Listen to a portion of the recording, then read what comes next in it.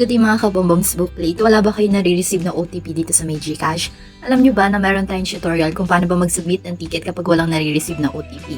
Pero kapag hindi yun yung gusto nyong gawin, meron naman tayo mga options and mga steps na kailangan nyong sundin para mai-try kung gagana ba sa inyo. Ang unang solutions natin na pwedeng i-apply kapag wala nga tayong nare-receive na OTP is i-update natin yung ating GCash app. Kailangan natin i-check kung updated ba sa pinaka-latest version yung app na ginagamit natin. Para ma-check yan, pwede tayong pumunta sa may Play Store or App Store. Then, hahanapin lang natin yung GCash. And don't worry, dahil kapag hindi pa rin gumana to, halimbawa, ito open, ibig sabihin updated pa rin yung version.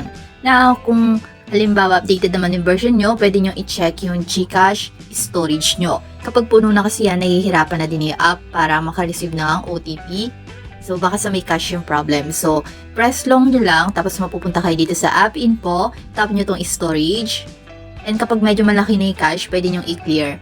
Tapos, remember, kapag nag-clear kayo ng data, kailangan nyo ulit mag-input ng inyong login credentials.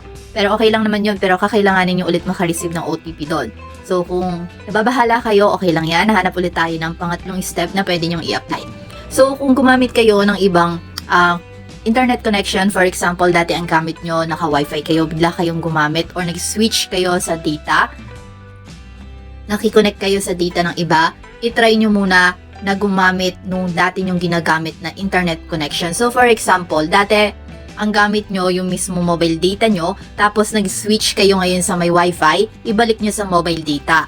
Minsan kasi yung GCash, mahigpit siya masyado, kailangan yung privacy nyo protected. So, iniingatan din ni GCash yan na nakikiconnect tayo sa ibang wifi, okay? So, try nyo munang i-connect yan sa inyong mismong data. Okay? So, kapag hindi pa rin kumana yan, i-check nyo yung cellphone nyo kung eto ba ay compatible sa GCash app. Meron kasi mga device ngayon na hindi na compatible sa GCash app. So, para ma-check natin yan, i-check nyo yung about phone nyo. Tap nyo lang dito. So, hindi ko na i-check para hindi nyo na makikita. Tapos, kapag masyadong mababa, hindi na kasi talaga yan pwedeng makapag-install ka naman ng GCash app, kaya lang minsan meron siya mga feature na hindi nagagana, okay? Tulad ng halimbawa, magkaka-problem ka sa pag-receive ng OTP. Then pwede mo din i-try, punta ka mismo dun sa may app management, then i-check mo yung GCash app list, tapos kailangan naka-allow lahat ng permission.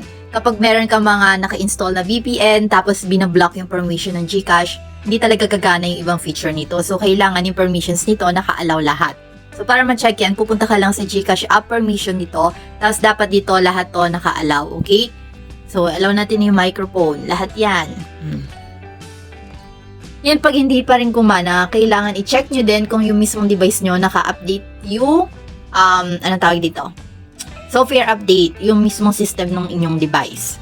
Pag di pa rin kumana, wala na kayong ibang option. Huwag niyong pakialamanan yung developer option kasi maaari kayong ma-hack kapag halimbawa, in-on yun. Meron kasi mga nagsasuggest na i-on daw yung developer option ng device nila. Well, pinakamainam na gawin nyo, mag-submit na lang kayo ng ticket and complete na din naman yung guide natin doon. Ilalagay ko na lang yung link sa may comment section or i-visit nyo yung GCash playlist natin para makita nyo kung paano nga ba mag-submit ng ticket.